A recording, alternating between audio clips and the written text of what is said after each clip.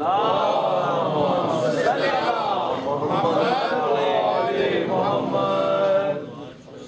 بالله السميع العليم من الشيطان اللعين الرجيم بسم الله الرحمن الرحيم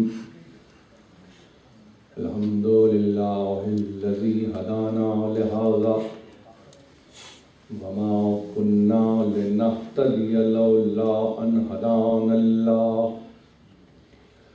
لقد جاءت رسل ربنا بالحق والصلاة والسلام على النبي الأمي الخاتم لما سبق والفاتح لمن غلق المعلن الحق بالحق أبي القاسم محمد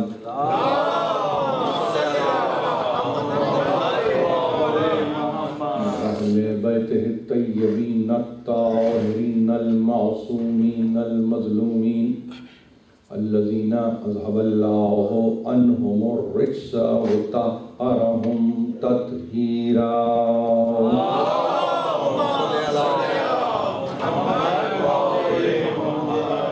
أما بعد فقد قال الله سبحانه وتعالى في محكم كتابه الحكيم ومن الناس من يشري نفسه ابتغاء مرضات الله واللہ رؤوف بالعباد صلوات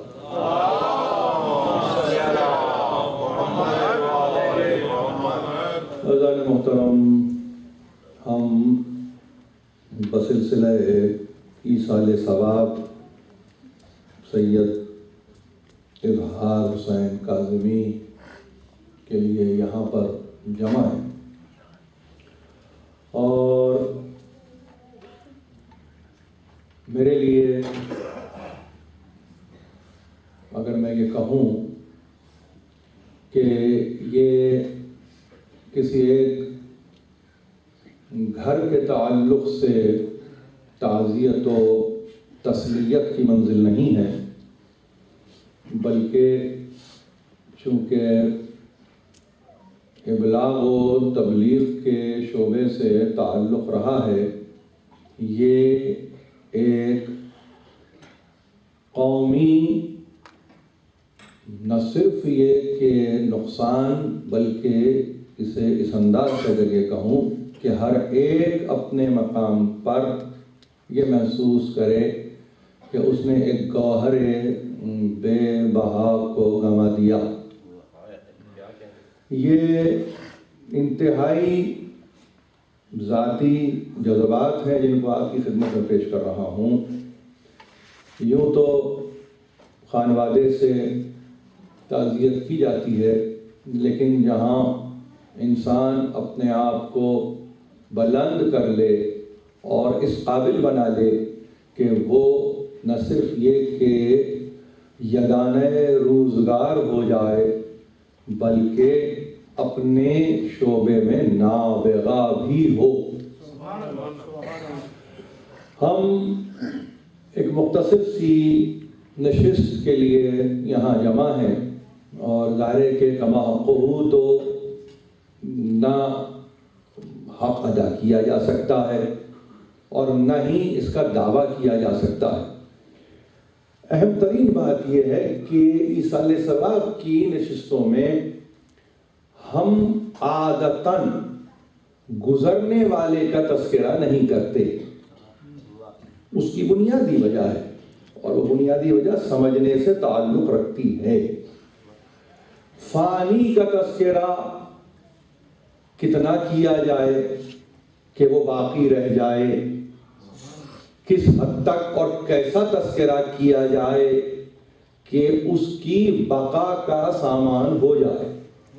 تو بزرگوں نے ایک حکمت کو ایجاد کی، اور وہ عجیب حکمت، اور وہ حکمت اتنی پرمغز اور پرمعانی ہے کہ اگر چاہتے ہو کہ اپنے مرنے والوں کو زندہ رکھو تو اس کے لیے ایک ایسے ذکر میں اس گزرنے والے کو ضم کر دو کہ جس کے نتیجے میں اب کبھی کہیں مجلس عزائے حسین ہو تو وہ لا محالہ تمہارے احساس اور شعور میں بیدار ہو جائے۔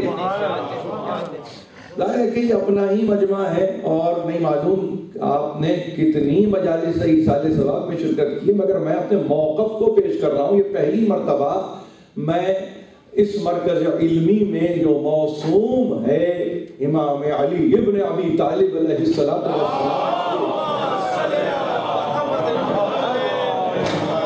اور یہ مجھے ایک میرے لیے شرف ہے، میرے لیے عزت ہے کہ میں یہاں پر آپ سے گفتگو کر رہا ہوں۔ دیکھیے، عامۃ الناس کے لیے محفل کو سجایا جاتا ہے اور اسی کا تذکرہ کیا جاتا ہے۔ ہمارے پاس کچھ حکمت پر مبنی ہے یہ مجالس، یہ محافل، تو ہم چاہتے یہ ہیں کہ جب ہم تذکرہ کریں تو اس تذکرے کو اس تذکرے میں داخل کر دیں کہ جس کے نتیجے میں جیسے کہ وہ دائمی تو پھر یہ بھی فانی نہ رہے، یہ بھی باقی رہے، یہ بھی ہمیشگی اور دوام لیے رہے۔ یہ بہرحال ایک تصور ہے اور مجلس ہے ایصال ثواب میں اس تصور کو نہ صرف یہ کہ بروئے کار لایا جاتا ہے بلکہ اس کو اپنی انرجی کے طور پر، فورس کے طور پر استعمال کیا جاتا ہے۔ یعنی اب ہم آنسو اگر بہائیں گے اس مجلس میں تو اس فانی کے لیے نہیں بہائیں، بلکہ اب ہمارے آنسو بہیں گے تو باقی کے لیے بہیں گے، اور اس طرح سے بہیں گے کہ پھر فانی کا تذکرہ باقی میں داخل ہو جائے گا۔ جیسے کہ بحر محیط میں آسمان سے نازل ہونے والے مطر کے کچھ قطرے داخل ہو جاتے ہیں اور بارش کی بوندیں اپنا آشیانہ تلاش کر لیتی ہیں، وہ فنا نہیں ہوتی، وہ فنا نہیں ہوتی۔ عام انسان کو اور عام شخص کو دیکھنے والے کو محسوس یہ ہوتا ہے کہ کہاں گئی بارش، لیکن حکمت کو سمجھنے والا یہ جانتا ہے کہ بارش نے تو اپنے آپ کو داخل کیا بحر محیط میں، تو اب اسے نہ موت ہے، اب نہ اسے فنا ہے، نہ اسے زوال ہے۔ تو لہذا یہ ہے وہ حکمت جس کے تحت ہم مجالس کا انعقاد کرتے ہیں۔ دوسری بات یہ کہ ان حکمتوں میں ہمارے پاس کوئی فرد کی حکمت شامل نہیں ہوتی، کہیں یہ بھی ذہن میں نہ رہے کہ بولنے والا آتا ہے اپنے مطلب کی بات کر کے چلا جاتا ہے، نہیں، ہمارے پاس ہم اس کے لیے اساس تلاش کرتے ہیں اور وہ اساس قرآن سے تعلق رکھتی ہے، اس کا بنیاد میں قرآن ہے، یہ ہمارے پاس طریقہ ہے۔ اور جب قرآن ہے تو اس کا مطلب یہ ہوا کہ ہم ان نشستوں کے لیے کسی نہ کسی ایک آیت کو چن لیتے ہیں، اور جب چن لیتے ہیں تو ظاہر اس پر اپنی فکر کو آمادہ کرتے ہیں کہ وہ ہمیں آگے کی جانب لے کے چلے۔ بعین ہی بالکل اسی صورت کے ساتھ میں نے آج کی تقریر میں، اگر آپ نے ملاحظہ کیا ہو کہ اپنے خطبے کے بعد ایک چھوٹی سی آیت کو میں نے سرنامے میں ظاہر ہے کہ عزت حاصل کی ہے، اس کی تلاوت کی۔ یہ کلام مجید کا دوسرا سورہ ہے، سورہ بقرہ، اور اس کی جس آیت کو میں نے آپ کی خدمت میں پیش کیا اس کا نشان ملے گا 207، 207، یہ ہے ورس نمبر، جا کر ملاحظہ فرمائیے۔ اور جہاں پر عجیب انداز سے گفتگو ہو رہی ہے، وَمِنَ النَّاسِ مَن يَشْرِي نَفْسَهُ ابْتِغَاءَ مَرْضَاتِ اللَّهِ وَاللَّهُ رَءُوفٌ بِالْعِبَادِ۔ انسانوں میں کچھ ایسے بھی انسان ہیں کہ جو اپنے نفس کو بیچ کر اللہ کی رضا کو حاصل کر لیتے ہیں، اور اللہ اپنے بندگان خاص پر بڑا مہربان ہے۔ چھوٹی سی آیت ہے، بات بہت بڑی ہے، لیکن اس مختصر سی آیت نے نہیں معلوم کس پر فکر کے کیسے دروازے کھول دیے۔ ہمارے پاس مفسرین کی ایک طویل فہرست ہے، ان میں ایسے بھی مفسرین ہیں کہ انہوں نے اس آیت کا فقط ترجمہ کیا اور انہوں نے یہ گوارا بھی نہیں کیا کہ اس پر کوئی فٹ نوٹ قائم کیا جائے۔ تفصیل کی گفتگو نہیں کر رہا ہوں، میں تفسیر کا تذکرہ نہیں کر رہا ہوں، میں فٹ نوٹ جس کو حاشیہ کہتے ہیں، انہوں نے اس پر کوئی حاشیہ بھی نہیں کھینچا.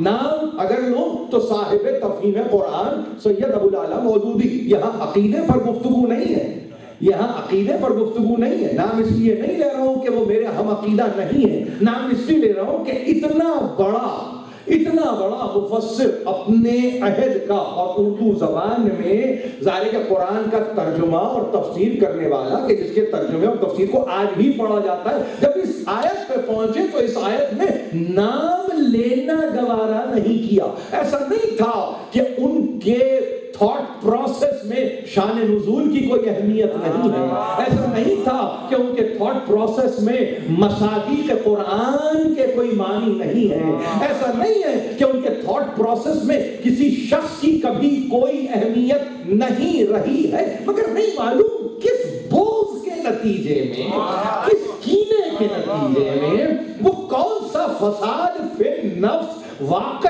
ہو رہا تھا جس کے نتیجے میں انہوں نے اپنے آپ کو اس ایک نام سے محروم کر دیا.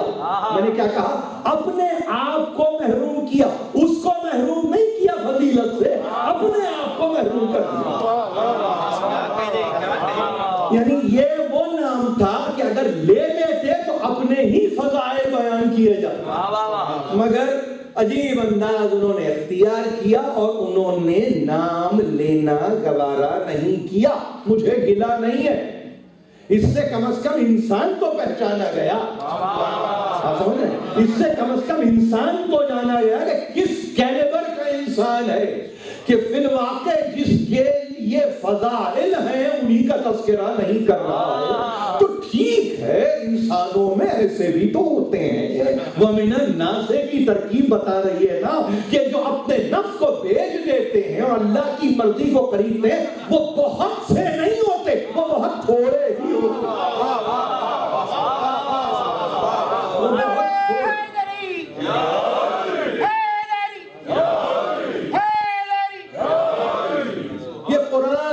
احسان ہے کہ سورہ بقرہ میں قرآن مجید نے انسانوں کی انواع کی تقسیم کر دی، نوع بشر کو تقسیم کر دیا. ایک وہ قسم انسانوں کی کہ جن کو صاحبان تقویٰ کہا گیا، کہ جن کا تذکرہ جیسے ہی آیا ویسے ہی اعلان کر دیا گیا کہ یہ وہ ہوتے ہیں جو غیب پر ایمان لاتے ہیں. سب پڑھتے ہیں بقرہ کو، سب پڑھتے ہیں، اور خاص طور پر ابتدائی آیتیں تو ازبر، دہرانے کی ضرورت بھی نہیں ہے. وہ جو صاحبان ایمان رکھتے ہیں، صاحبان تقویٰ، وہ غیب پر ایمان رکھتے ہیں اور پھر نماز کو قائم کرتے ہیں، اور جو کچھ ہم نے دیا ہے بصورت رزق اس میں انفاق کرتے ہیں، روک کے نہیں رکھتے بلکہ دیتے چلے جاتے ہیں. یہ وہ ہے کہ جو اے حبیب تجھ پر نازل ہوتا ہے اس پر بھی ایمان رکھتے ہیں، جو تجھ سے پہلے نازل ہوا اس پر بھی ایمان رکھتے ہیں، اور ان کے ایمان کا کمال انسین پر یہ ہے وَهُمْ بِالْآخِرَةِ يُوقِنُونَ، آخرت پر یقین رکھتے ہیں. ان کا ایقان ہے، ان کا ایمان ہے آخرت پر. ظاہر ہے کہ روز آخرت روز جزا ہے. جو کچھ کیا ہے اب وہ منزل آ گئی نتیجے کی کہ اب وہاں سے ما حصل ملنے والا ہے، وہاں سے وہ اپنے تمام تر اعمال کا بدلہ لینے والے ہیں. یہ وہ ہیں. تو ایسے بھی ہیں افراد کہ جو آغاز قرآن میں تقویٰ کی منزل پر آ گئے، تقویٰ کی منزل پر چھا گئے. دوسرے افراد کی ایک نوع کا تذکرہ کیا، وہ ہوتے ہیں کہ جو ہر آن حالت کفر میں رہتے ہیں. تم انہیں ڈراؤ نہ ڈراؤ، ان کے لیے بات برابر ہے. تم ان کے لیے پریشان ہونے کی تمہارے لیے ضرورت نہیں ہے، تم ان کے لیے حیران نہ ہو، ان کا تو انجام کار ہی بہت برا ہے. ایسوں کے لیے تو عذاب عظیم ہے جو ہم نے تیار کر رکھا ہے. اور اس کے بعد ایک اور قبیلہ ہے انسانوں کا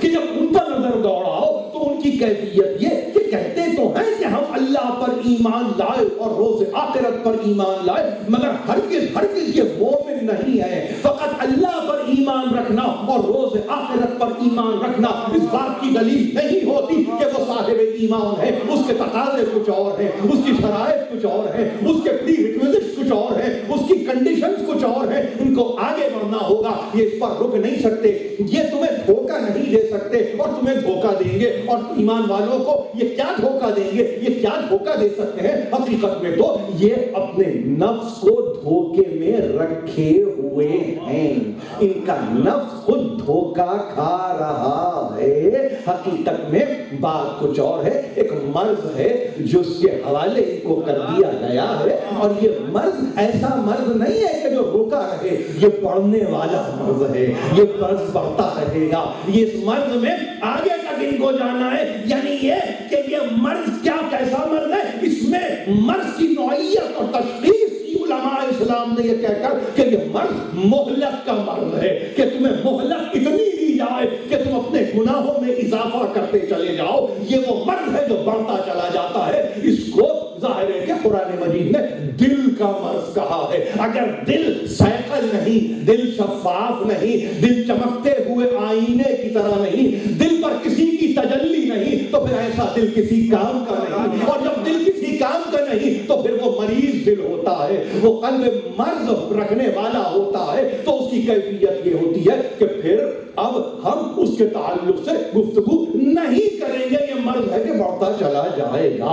اور پھر انسانوں میں کچھ ایسے بھی ہوتے ہیں کہ جو تمہاری خدمت میں آتے ہیں اور ان کا قول تمہارے لیے متعجب کر دینے والا ہوتا ہے، یعنی تمہیں خود تعجب ہوتا ہے کہ یہ کیا کہہ رہے ہیں۔ بعد میں یہ اللہ کو گواہ بناتے ہیں، بعد میں یہ تمہاری توجہ چاہتے ہیں، بعد میں یہ کہتے ہیں جو کچھ ہمارے دل میں ہے اللہ اس سے بہتر واقف ہے، اللہ بہتر جانتا ہے۔ حتماً ایسا نہیں ہے۔ یہ کون ہے؟ تمہاری بارگاہ سے جب پلٹتے ہیں اور جب یہ زمین پر دوڑتے ہیں تو یہ فساد زمین پر کرتے ہیں، یہ مفسد ہے، یہ مصلح نہیں ہے، یہ اصلاح کرنے والے نہیں ہیں، بلکہ یہ فساد برپا کرنے والے ہیں۔ کبھی زمینوں کو رونتے ہوئے چلے جاتے ہیں، کبھی کھیتوں کو تباہ کرتے ہوئے چلے جاتے ہیں، کبھی مویشیوں کو قتل کرتے ہوئے چلے جاتے ہیں۔ ان کا عالم یہ ہے کہ فقط اور فقط تباہی چاہتے ہیں، اپنے آپ کو منوانے کے لیے یہ سب کو تباہ کر دینا چاہتے ہیں۔ یہ کون ہے؟ ہوا الگ القسام، یہ تن ترین ایک ایسی کیفیت، ایک ایسی گھاٹی کے لوگ ہیں کہ جس کے لیے قرآن مجید نے باقاعدہ لفظ استعمال کیا، الگ القسام، یعنی یہ ٹیڑے ترین گناہگار ہے۔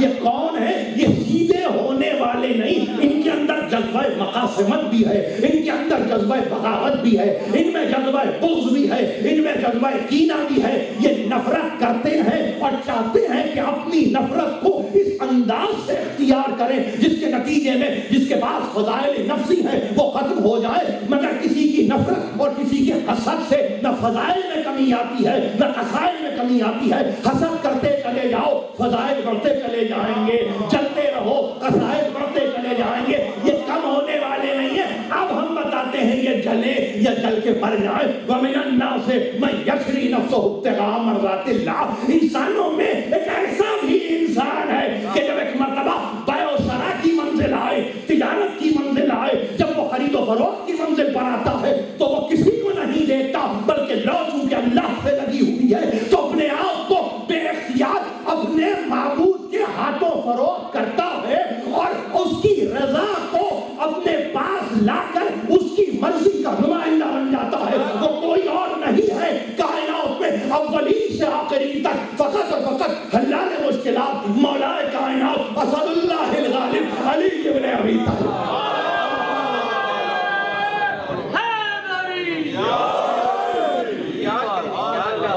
میں نے تمہید میں کچھ تھوڑا سا وقت لے لیا، مگر میں چاہتا تھا کہ ہمارے سننے والے آشنا ہوں، ہیں تو آپ مزاج آشنا، مگر ذرا سا اور اس آیت کے تعلق سے یہاں پر صاحب تفہیم قرآن نے اپنے تمام تر علمی جوہر کو پیش کرتے ہوئے نام لینا گوارا نہیں۔ یہ جوہر علمی ہے کہ جس میں جہاں نام لینا تھا وہیں نام نہیں۔ تو کیا کیا؟ آپ نے نام نہیں لیا تو کیا ہو گیا؟ کیا فضائل کے دروازے بند ہو گئے اس پر؟ کیا اس کے قصائل میں کمی آ گئی؟ کیا ایسا ہوا کہ جس کے نتیجے میں افسوس کفے افسوس مسلمان ملتے رہے، مومنین کو بڑی تکلیف ہوئی.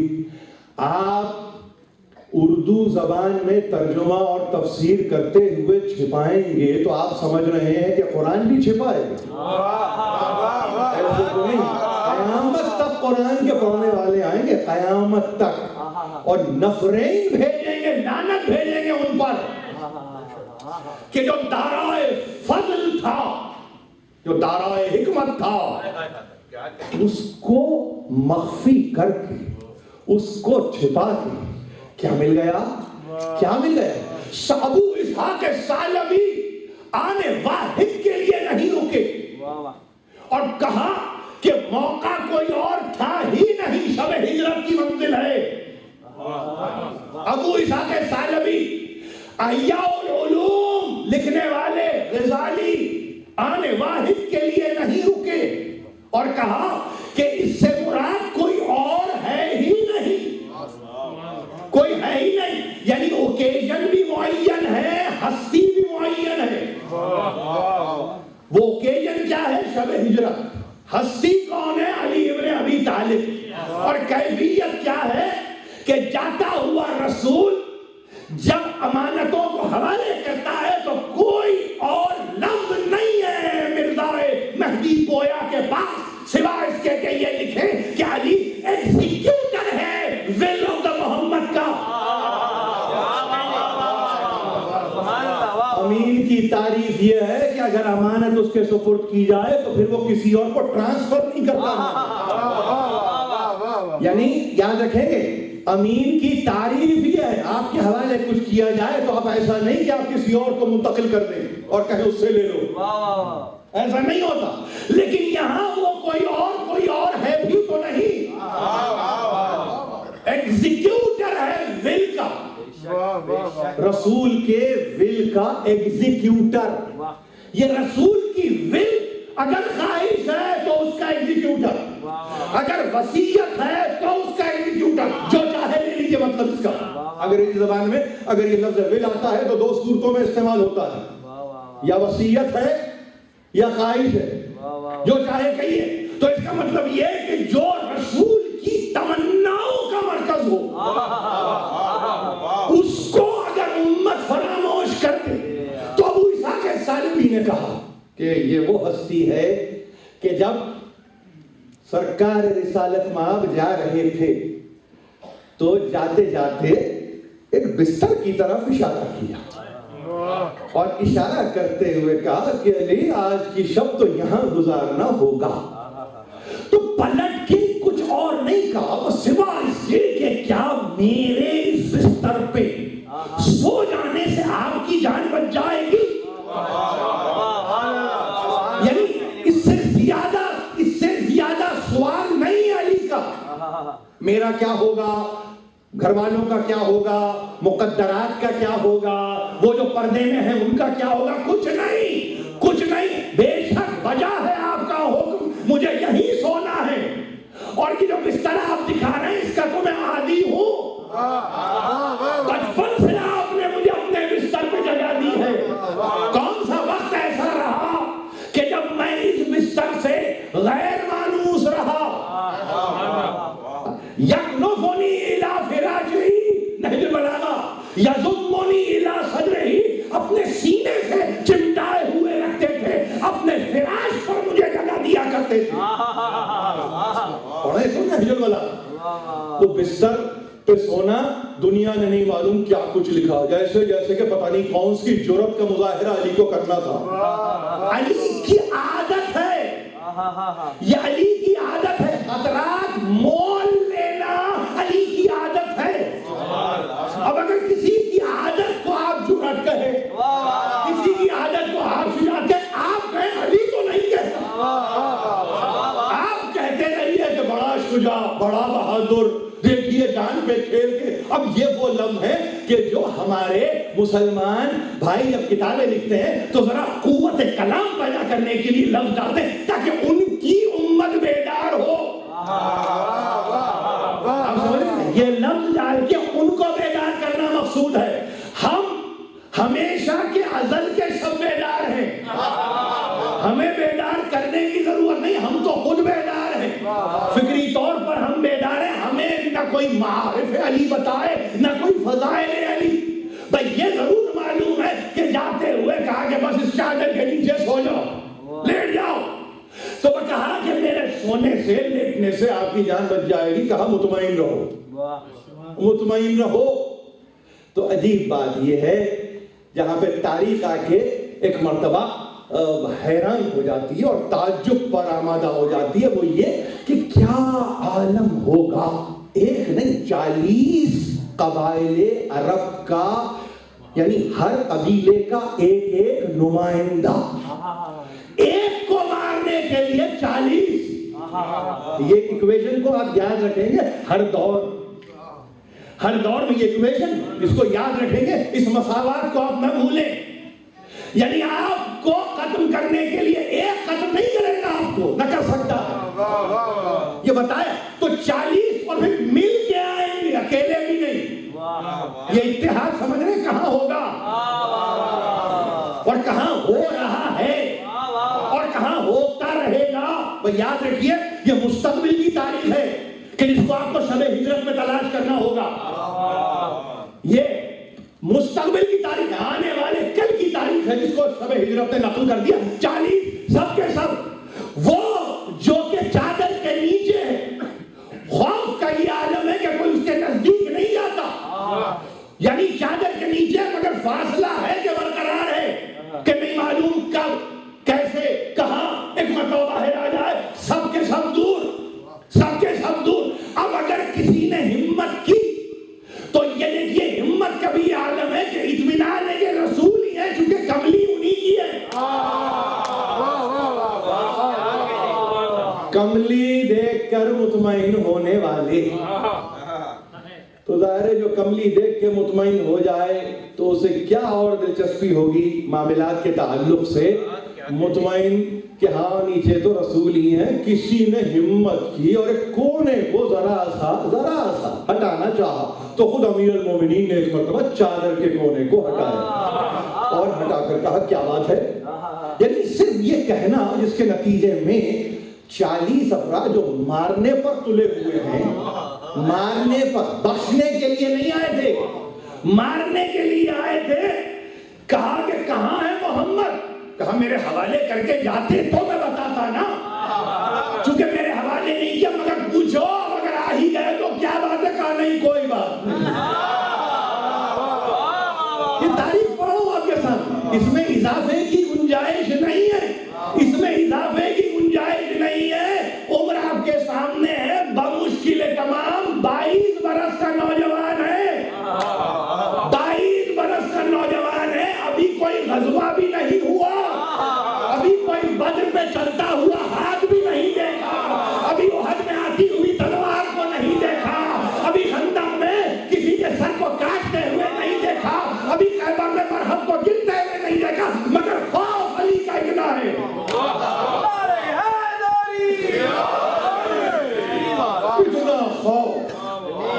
اتنا خوف کہ 22 برس کے نوجوان نے صرف چادر کے کونے کو ہٹا کے کہا کیا بات ہے. تو جواب نے کچھ نہیں. گئے واپس گئے، یہی تھا مقدر. مگر اس تھوڑے سے عرصے میں علی نے وہ کیا کام کیا ہے کہ جس کے نتیجے میں فعل علی پہلے واقع ہوتا ہے. قرآن کی آیت بعد میں آتی ہے. یہ قرآن ہے، اس کو سمجھنے کی ضرورت ہے. انسانوں میں ایسا بھی ہے، یعنی واقعہ ہوا تو آیت آئی، اور یہ تو ایمان ہے نا کہ آیت رسول پہ آئی. آیت رسول پہ آئی. سونے والا علی یہاں مکے میں اور راستے میں جانے والا رسول. جو یہاں ہو رہا ہے وہ وہاں پہنچ چکا ہے. اتنی سی دیر میں جو بیع و شرع کر کے اللہ کی مرضی کو خرید لے تو 63 برس کی زندگی میں وہ کیا کچھ نہیں کر سکتا.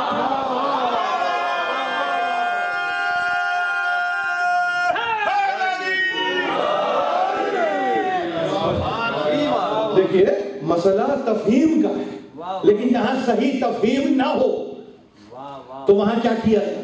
وہاں کچھ نہیں کر سکتے آپ سوائے اس کے کہ توفیقات میں اضافے کی دعا کریں، اور کچھ نہیں کر سکتے آپ، لان تان نہیں، توفیقات میں اضافہ، اللہ کبھی ان پر دروازہ کھول دے۔ باب محبت علی، علی کی محبت کا دروازہ ان پہ کھل جائے، اور محبت بھی بے معنی محبت نہیں ہے، اس محبت کو تو دیکھیں، بامانی محبت ہے، یعنی ایسا نہیں ہے کہ خواہ میں کوئی داخل کر دے، ایسا ہے ہی نہیں، ارے کچھ کیا ہے تو کچھ لیا ہے، یعنی خریدنے والا کون ہے؟ وہ جو عالمین کا رب ہے۔ بیچنے والا کون ہے؟ کہ جو اس کی معبودیت کا نمائندہ ہے اور عبدیت کے کمال پر ہے۔ شے جو ان کویسچن ہے وہ جان ہے، نفس، وہ کیا شے ہوگی تمہاری نفس، اور نتیجہ کیا چاہیے؟ خوشنودی خدا، جو قیمت ہے۔ آپ سمجھ رہے ہیں یہ پوری تجارت کو اگر آپ سمجھ لیں کہ خریدار کون ہے، بیچنے والا کون ہے، لینے والا کون ہے، مال و متاع کیا ہے جو داؤں پر لگی ہوئی ہے، اور پھر اس کے بعد ایک آخری منزل یہ کہ اس کی قیمت کیا معین کی گئی ہے۔ لینے والا اللہ، بیچنے والا علی، نفس درمیان میں رکھ دیا، میزان پہ رکھ کے تول دیا کہ میرے نفس کی قیمت تیری مرضی سے کم نہیں ہے۔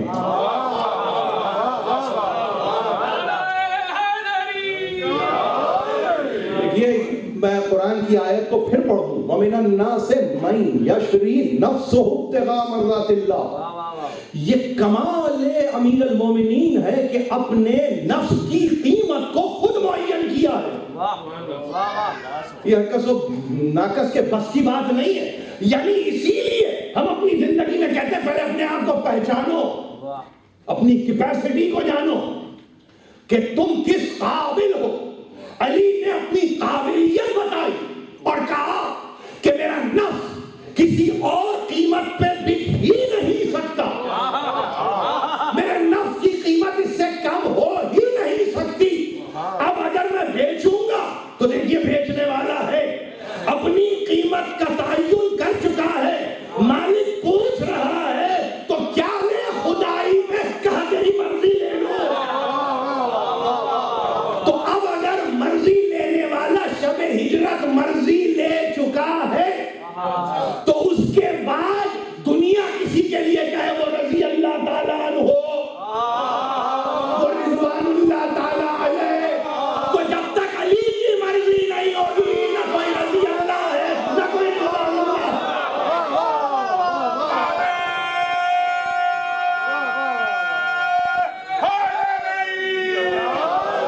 عقیدے پر مبنی گفتگو نہیں ہے، خدا کے لیے ذرا سا، یعنی میں چاہوں گا کہ میرے سننے والے ذرا غور کریں اس پر، عقیدے پر مبنی گفتگو نہیں ہے، قرآن میں رکھی ہوئی آیت ہے، اور جب قرآن میں رکھی ہوئی آیت ہے تو اس پورے مسئلے کو اگر آئیے تھوڑا سا آگے بڑھیں، لفظ میرے تھے تو شاید کہیں لفظ باہر کوئی گزر گیا ہوگا، مگر علامہ اقبال سے تو انکار نہیں کرتے نا، حکیم الامت کی فکر سے تو آپ انکار نہیں کریں گے نا، ان کی فکر کے تو منکر نہیں ہوں گے نا۔ انکار کرنے کے نتیجے میں آج مملکت کے لیے یعنی مسئلہ پیدا ہوا ہے، گفتگو آج ہو رہی ہے کہ علامہ اقبال کے فکر کو اور فلسفے کو اپناؤ۔ ارے ہم نے کب نہیں کہا، ہم نے کہا تم اپناؤ نہ اپناؤ، وہ انہوں نے جن کو اپنا لیا ان کو تو دیکھو کہ انہوں نے کس کو اپنایا ہے۔ مغزن 1905 میں نکلنے والا رسالہ، 1905 میں، یعنی اقبال کی عمر اگر دو روایتیں لے لی جائیں تو ایک طرح سے یا 32 برس کی عمر ہے، اور اگر 1877 پیدائش کا سال لے لیا جائے تو بمشکل تمام ایک سمجھ لیجیے 28 برس کی عمر ہے، یا 32 سال یا 28 سال۔ اور فکر کی انتہا کا یہ عالم ہے کہ ایک پوری نظم کو بحضور امیر المومنین جس کے متعلق کہا ہے کہ مرتے دم تک، یہ طریقہ تھا علامہ اقبال کا کہ اس نظم کو آنکھ کھلتی تو پہلے کی نظم پڑھتے،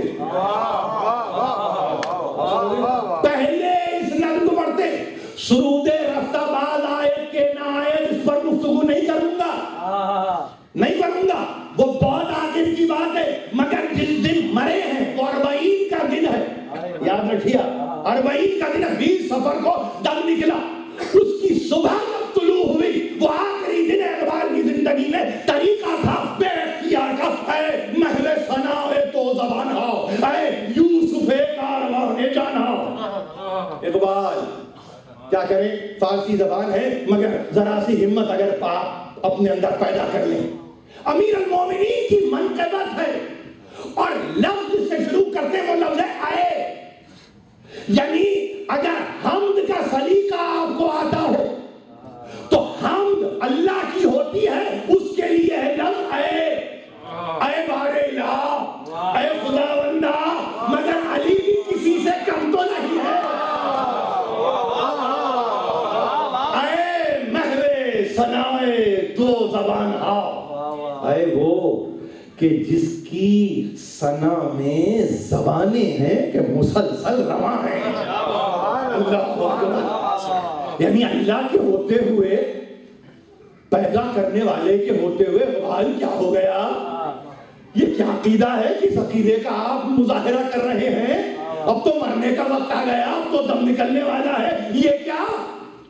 یہ کہاں امت کو لیے جا رہے ہیں؟ اے محو ثنائے تو زبان ہاں، اے کہ تیری ثنا میں زبانیں ہیں کہ محو ہے، تیری ثنا میں زبانیں ہیں کہ چل رہی ہیں، اب کسی کی چلے نہ چلے، اقبال کہہ رہے چل رہی ہیں، اے یوسف کاروان جانہا، کون؟ وہ کہ ایک یوسف کو ایک کاروان لے کے چلا گیا، نعمت سمجھ کر، نقد سمجھ کر، متاع سمجھ کر، تم کون ہو؟ تم تو ہمارے جانوں کے کارواں کے یوسف ہو، تم یوسف، اے یوسف کاروان جانہا، اے باب مدینہ محبت، اے نوح سفینہ محبت، اے یہ اس اے کے تو قربان ہو جائیے، حمد کی منزل پر اے، یہ تو منقبت ہے، یہ اے کہاں سے آیا؟ یہ تو حرف ندا ہے، یہ تو زندہ و پائندہ کے لیے استعمال کیا جاتا ہے، یہ کیا کر رہے ہیں؟ علی تو 40 ہجری میں گزر گئے، یہ اے کہاں سے آ گیا؟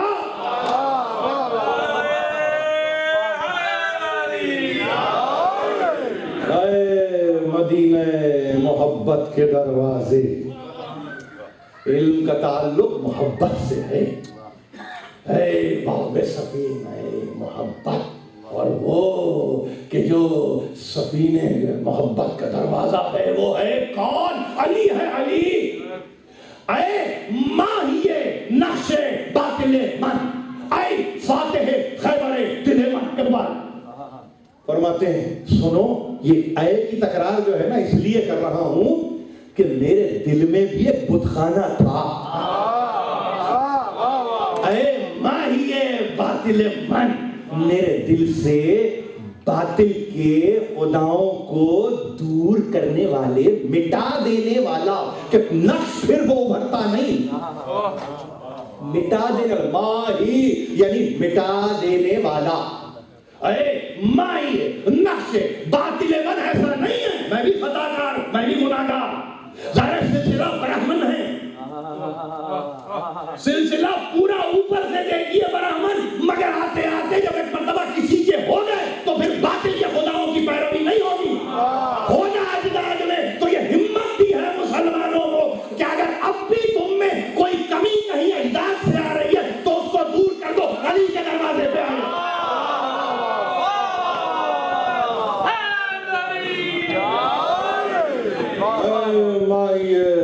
نقش باطل من، اور کون ہو؟ اے فاتح خیبر دل من، میرے دل میں بھی بڑے قلعے تھے، میرے دل میں بھی ایک خیبر تھا، میرے دل کے خیبر کو فتح کرنے والے، یعنی کوئی مرحب ہوگا، کوئی انتر ہوگا، مگر اے کہ تو کہ تو نے کیا کیا؟ تو نے باطل کے خداؤں کو مٹا دیا، نام و نشان نہیں ہے میرے پاس۔ اور کیفیت کیا ہے؟ کیفیت یہ ہے کہ تو نے تو میرے دل کے خیبر کو فتح کر لیا۔ ارے سر خط وجوب و امکان تفسیر تو سورہ قرآن۔ تیرا عالم یہ ہے کہ تو ذات احدیت اور کائنات کے درمیان وہ خط ہے، وہ خط ہے جو اب کو معبود سے، معبود کو اب سے ملا دیا۔ اگر تو نہ ملائے تو کوئی نہ سمجھ سکے کہ پیدا کرنے والا کون۔ تو نے وہ خط کھینچا ہے، تو نے۔ سمجھ رہے ہیں اب اس ذات کو؟ خامخواہ کی بیکار باتیں نہیں ہوتی ہمارے پاس، سمجھنے کی ضرورت ہے۔ خطے سر وجوب و امکان، سر خطے وجوب و امکان، وجوب و امکان کے درمیان کے ممکنہ خط تو ہے تو۔ اور سنیے، دنیا ایک آیت پہ پریشان ہے۔ اقبال نے کہا تفسیر تو سورہ قرآن۔ یہ جو قرآن کے سورے ہیں نا، دنیا سمجھ رہی ہے سورہ، یہ تو تیرے اعمال کی تفسیر ہے۔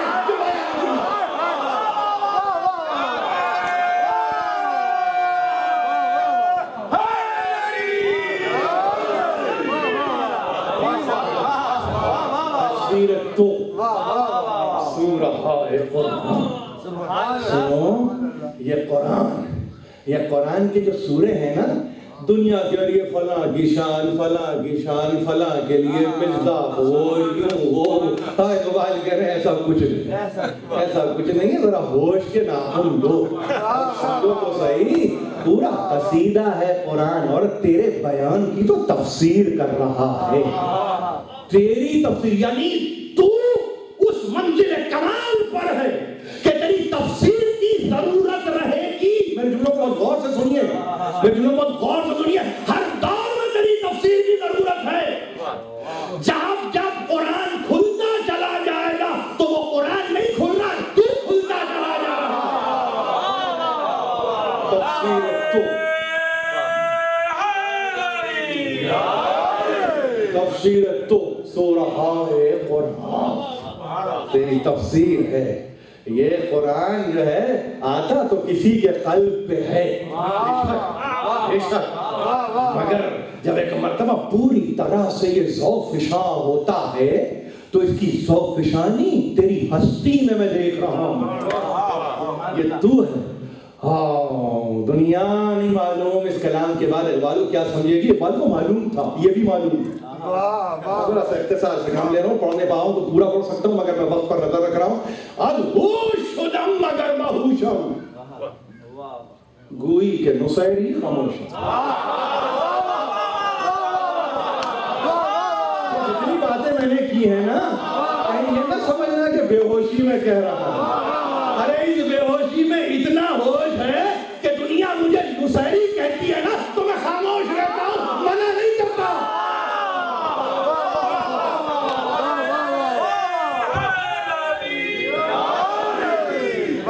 از ہوش شدم مگر بہوشم، گوئی کہ نصیری خاموشم۔ کہاں تک بات چلی گئی؟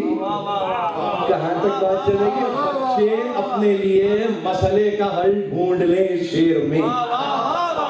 اس پر گفتگو نہیں ہوتی، اس پر گفتگو نہیں ہوتی، اچھے کلام پر گفتگو نہیں ہوتی۔ از ہوش شدم مگر بہوشم، گوئی کہ نصیری خاموشم۔ یہ علاج ہے ان کے لیے جن کے دل میں مرض ہے نا، جن کے دل میں منافقت ہے نا، ان کا علاج بتایا۔ کبھی پوچھے تم سے کون؟ نصیری خاموش ہو۔ اس لیے کہ بڑوں نے بتایا ہے خاموشی بھی تو ایک زبان ہے، خاموشی بھی تو ایک بیان ہے، خاموشی بھی کا بھی تو اپنا ایک میلان ہے، خاموشی کا بھی تو اپنا ایک رجحان ہے۔ یہ خاموشی عجیب خاموشی ہے، نہیں معلوم کتنے ماضی کے دفتر کھول دیتی ہے یہ خاموشی۔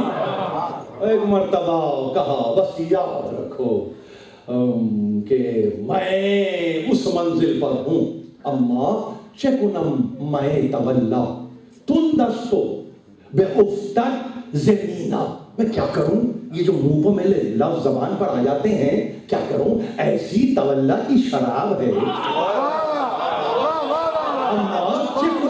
تو میں کیا کروں، یہ تولا کی جو میں ہے نا، مینوش، بلا کا مینوش کہا گیا ہوگا اقبال کو، کہتے رہے دنیا، اقبال کہتے دیکھو تو کس کے نام پہ پی رہا ہوں، اما چکنم میں تولا، یہ کون سی شراب ہے، تم شراب طہور کو جانو گے کیا، تم تو خود سے باطن رکھتے ہو نا، تم تو خباثتوں میں گرفتار ہو نا، تم تو نجاستوں میں گرفتار ہو، تم اس میں کو کیا جانو، تم اس شراب کو کیا جانو، اما چکنم میں تولا، تم دستو بے افتد زمینہ، اتنی تیز ہے یہ طبیعت میں شراب کہ اپنے پیمانے سے چھلک چھلک پڑتی، یہ جتنا میں تذکرہ کر رہا ہوں نا علی ابن ابی طالب کا، یہ پیمانہ ہے کہ چھلک جاتا، یہ پیمانہ ہے کہ چھلک جاتا ہے۔ اب سنیے آخری انجام، اندیش ہے عاقبت رہیدم، جن سے غم آل تو خریدم، میں نے کیا کیا، تو نے تو اپنے نفس کو بیچانا اللہ کے ہاتھ اور اس کی مرضی کو لے لیا، میں نے کیا کیا، میں عاقبت کے خدشے سے بچنے کے لیے، عاقبت کے خدشہ، اندیشہ، خدشہ، خوف بچنے کے لیے میں نے رہائی پالی۔ کیسے رہائی پالی؟ جن سے غم آل تو خریدم، میں نے تیری آل کا غم خریدا۔ وَمِنَ النَّاسِ مَن يَشْرِي نَفْسَهُ ابْتِغَاءَ مَرْضَاتِ اللَّهِ وَاللَّهُ رَءُوفٌ بِالْعِبَادِ، ایک بندہ وہ ہے جو اپنے نفس کو بیچتا ہے، اللہ کی مرضی کو خرید لیتا ہے، ایک اقبال وہ ہے جو اپنے آپ کو بیچ دیتا ہے، غم حسین ابن علی خرید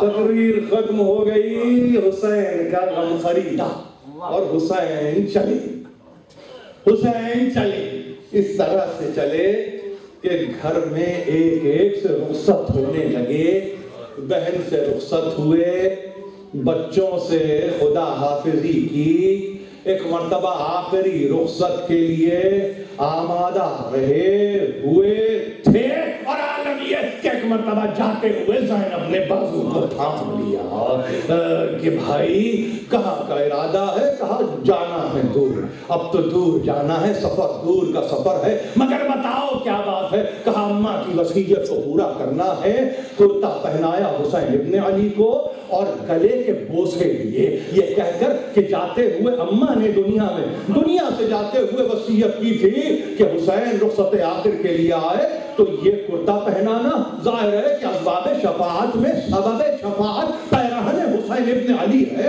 اور ہاں گلے کے بوسے لینا اس لیے کہ اس گلے پر خنجر چلے گا، اس گلے پہ خنجر چلے گا۔ خدا حافظ زینب، خدا حافظ زینب، 2 دقیقے کی زحمت دوں گا، خدا آپ کو شاد رکھے، آباد رکھے، مگر دیکھیے ایک عجیب منزل ہے، گئے اور جانے کے لیے آمادہ ہوئے ہی تھے کہ مڑ کے دیکھا سکینہ ہے جو دامن کو تھامے ہوئے کہہ رہی ہے بابا نہ جاؤ، بابا نہ جاؤ، بابا میں پھر آپ کی صورت کب دیکھ پاؤں گی۔ کہا سکینہ صبر کرو بیٹی، صبر کرو، بابا پھر سینے پر مجھے کون سنائے گا۔ یہ سننا تھا کہ ایک مرتبہ امام حسین نے اپنے آپ کو آمادہ کیا، کربلا کی جلدی ریتی پر حسین لیٹ گئے، سکینہ سینے پہ آ کے لیٹ گئی، کچھ دیر نہ گزری تھی ایک مرتبہ چوک کے بچی کھڑی ہو گئی اور یہ کہتے ہوئے کھڑی ہوئی بابا جاؤ، بابا خدا حافظ۔ کہا کیا بات ہے سکینہ، نیند نہیں آئی؟ کہا بابا آنکھیں ابھی میں نے موندی ہی تھی کہ فاطمہ زہرا آئی، دادی آئی اور آج یہ کہنے لگی سکینہ آج حسین کو نہ روکنا، آج حسین کو نہ روکنا، امت نانا کی منتظر شفاعت ہے، حسین کو جانے دو۔ حسین ابن علی گئے کربلا کے میدان میں، ایک مرتبہ تاریکی پھیلنے لگی، ایک منزل آئی، سجادے پر سے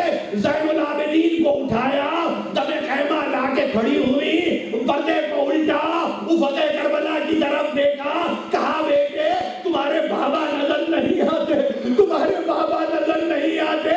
کہا وہ بھی اماں ذرا سہارا تو دیجئے، سہارا دے کے زینب نے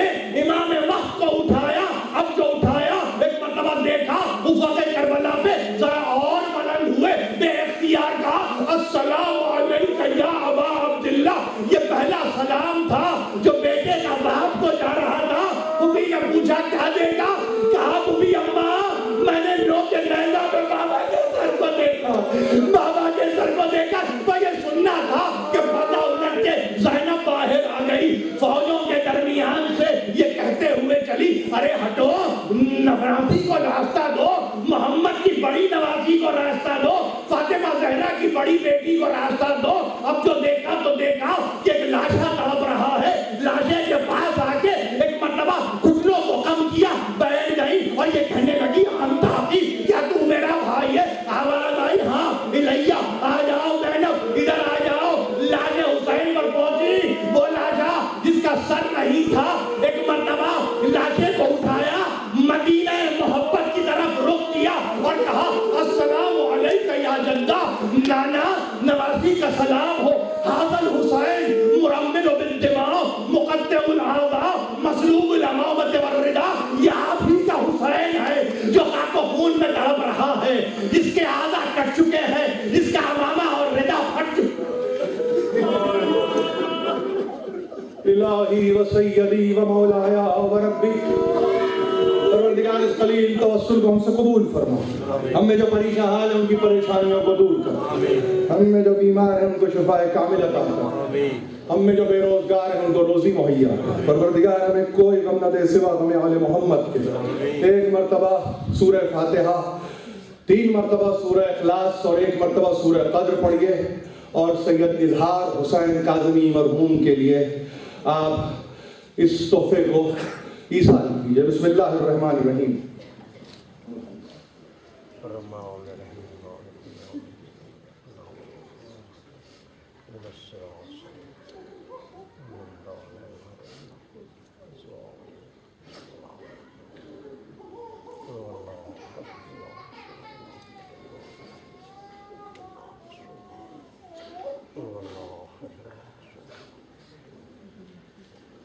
خدا نواز کا محمد و آل محمد کا ان سوروں کا ثواب مرحوم کی روح کو پہنچے اور انہیں جوار ائمہ معصومین نصیب پر تعجیل فرما ظہور حجت پر۔